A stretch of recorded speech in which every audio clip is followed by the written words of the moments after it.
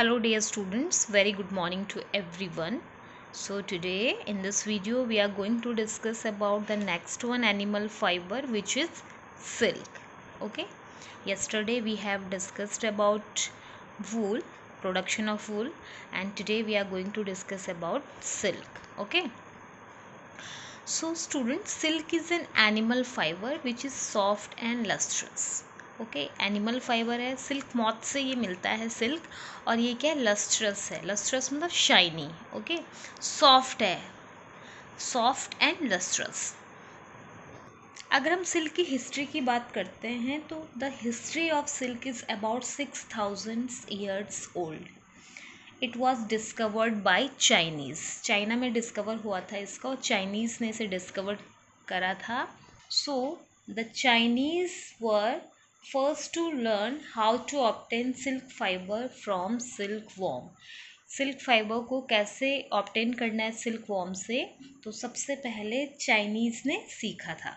Okay, now the whole process is obtaining silk fiber from silk moth is called sericulture. Sericulture कहते हैं जो पूरा process होता है जिसमें हम सिल्क ऑब्टेन करते हैं सिल्क मॉथ से, उस प्रोसेस को कहते हैं सेरीकल्चर.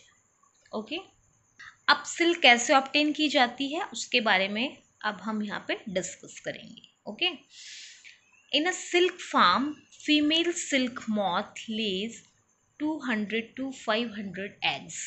ओके, 200 से 500 एग्स जो है फीमेल सिल्क मॉथ ले करती है.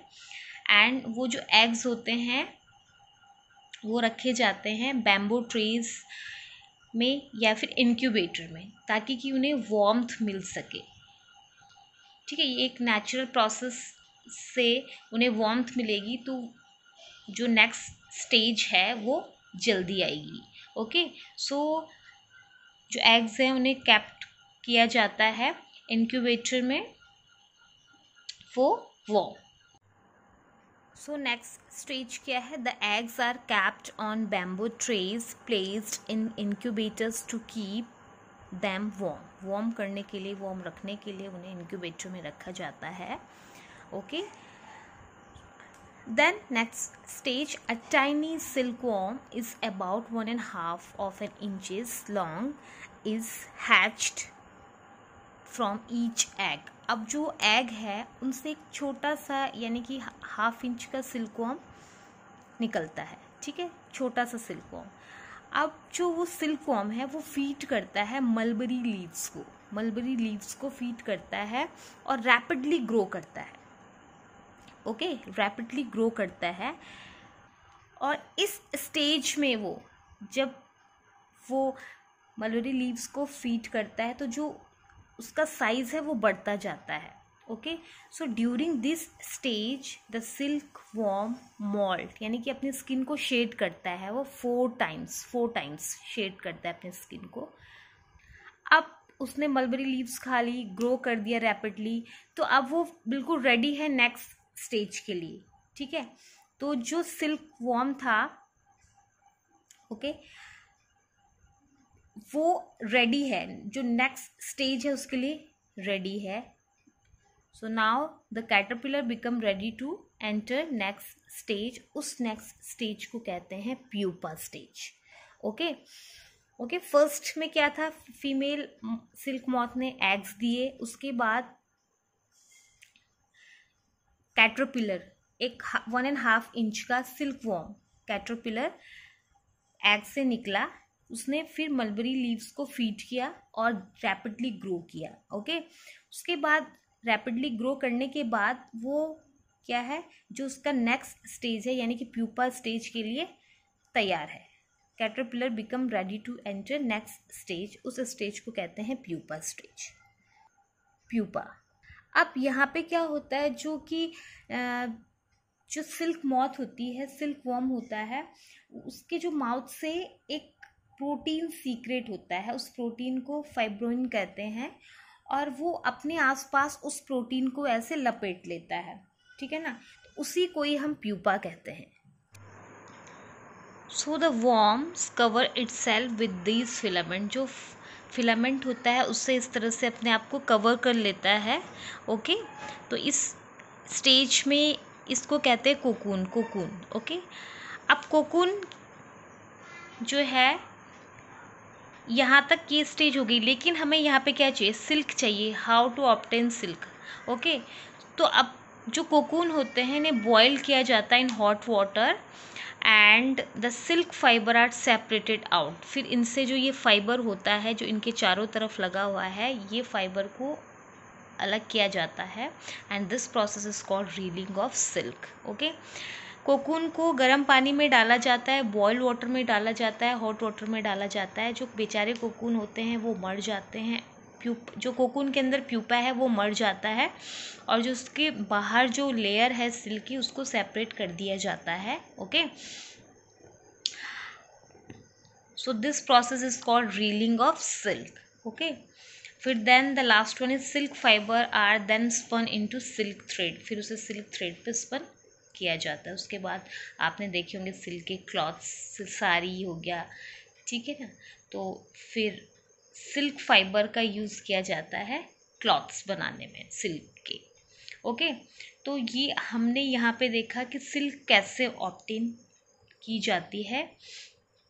ओके, सो जो सिल्क मॉथ है, अगर सिल्क ऑब्टेन ना किया जाए, इस कोकून को बॉयल वाटर में ना डाला जाए, तो ये प्रोसेस इससे निकलता है आपका एडल्ट सिल्क मॉथ।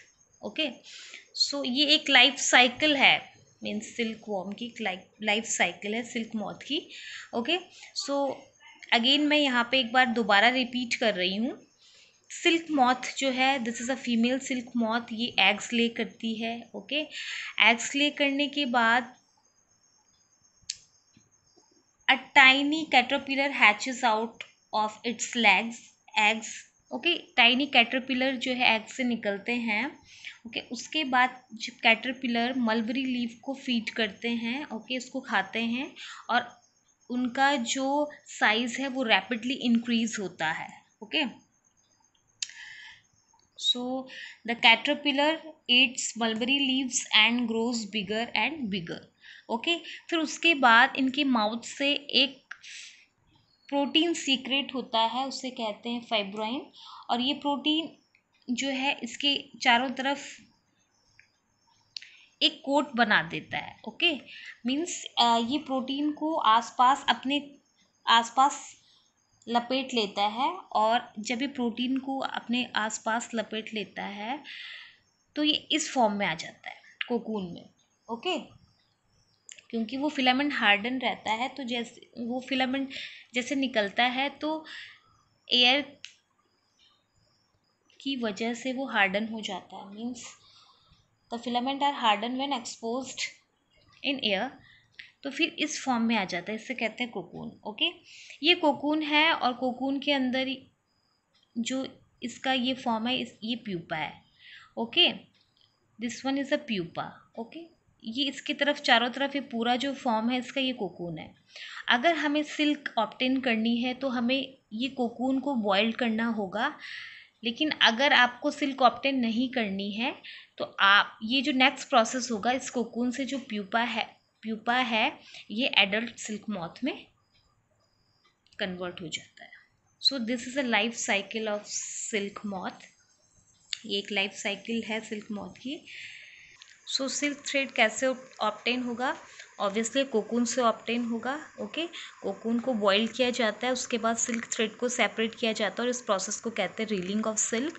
उसके बाद सिल्क थ्रेड है ही, सिल्क थ्रेड सेपरेट हो गया है, उसके बाद वीविंग प्रोसेस हो जाती है। तो उसके बाद आपका सिल्क के जो क्लॉथ्स आपको मार्केट में मिलते हैं, सिल्क काफ़ी कॉस्टली भी है, ठीक है ना, सॉफ्ट है, लस्ट्रस है, तो ये सिल्क की क्या है, प्रॉपर्टी है। ना अगर हम टाइप्स की बात करें, सिल्क भी डिफरेंट काइंड्स के होते हैं, डिफरेंट टाइप्स के होते हैं, ठीक है ना। The most common types of silk are Muga, Eri, Tasar. ये मोस्ट कॉमनली सिल्क है, मतलब most common type of silk है ये। ओके, मूंगा, एरी, ये most common type of silk है and there are different kinds of silk which differ in quality and texture because they are produce by different kinds of moth. तो किसी silk की, कोई silk ज़्यादा shiny होता है, कोई कम शाइनी होता है, तो उसकी क्वालिटी अलग अलग हो सकती है, ठीक है ना,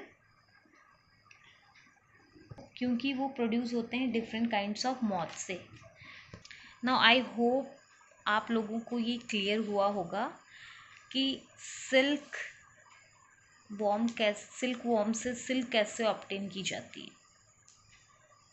सिल्क ऑब्टेन करने के लिए आपको कोकून को बॉईल कर देना है।